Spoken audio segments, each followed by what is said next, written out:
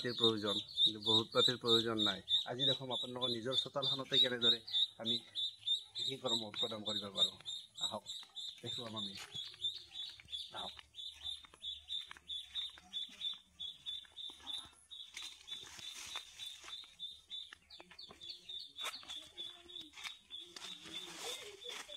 এই চাওক কেনেদৰে অমিতা লাগি আছে, লমালমে মাটিৰ পৰা লাগিছে।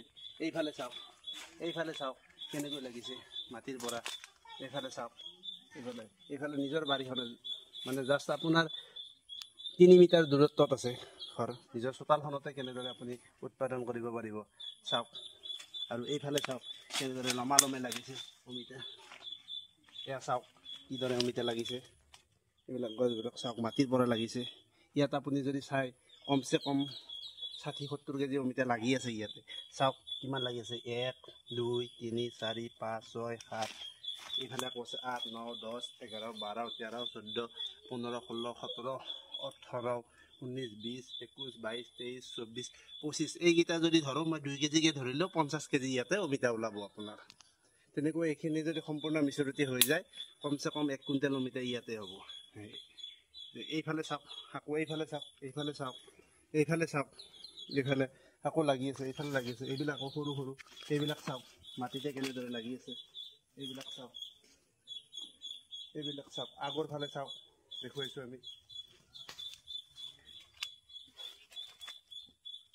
চাওক এইফালে চাওক, এইফালে কেনেদৰে লমালমে লাগিছে মাটিৰ পৰা। এইটো এটা জাত, এইটো এটা গোল জাত। চাওক কেনেদৰে লাগিছে ইয়াৰ পৰা। ইয়াত চাওক, ইয়াৰ গাঁথনিটো চাওক কেনেদৰে লাগিছে।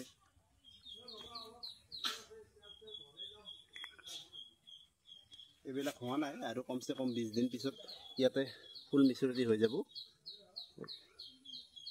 এইবাৰ আমি আমাৰ চোতালৰ পৰা পৰিৱেশটো দেখুৱাম কেনেকুৱা আছে। চাওক ইয়াতে চাওক, এইখনে আমাৰ চোতাল। চোতালতে এইখিনি অমিতা খেতি কৰিছোঁ। এইবিলাক চাওক, এইবিলাক লাগি আছে, এইবিলাক লাগি আছে। নেক্সট ভিডিঅ'ত আমি আকৌ আমাৰ বেলেগ খেতি আছে চোতালতে লাগি আছে, সেইটো দেখুৱাম। আপোনালোকে চাব। ভাল লাগিছে যদি চেনেলটো ছাবস্ক্ৰাইব কৰিব।